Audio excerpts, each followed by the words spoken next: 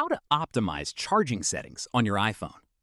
If you want to help extend your iPhone's battery lifespan and keep it performing at its best, this tutorial will walk you through the process.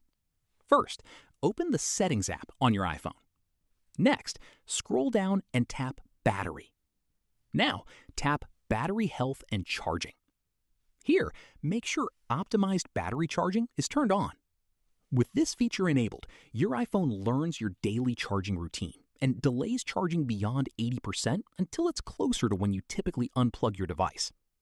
You can also check your maximum capacity to see the overall health of your battery and verify that peak performance capability is functioning normally. If you frequently charge your iPhone overnight, leaving optimized battery charging enabled can help reduce battery wear over time. Whenever you want to review or change these settings, simply return to the Battery Health and Charging page in the Settings app. So, it's really as simple as that, guys. If you did find this video helpful, then let me know in the comments. Make sure to like the video and subscribe for more iPhone tutorials. And I'll see you in the next one.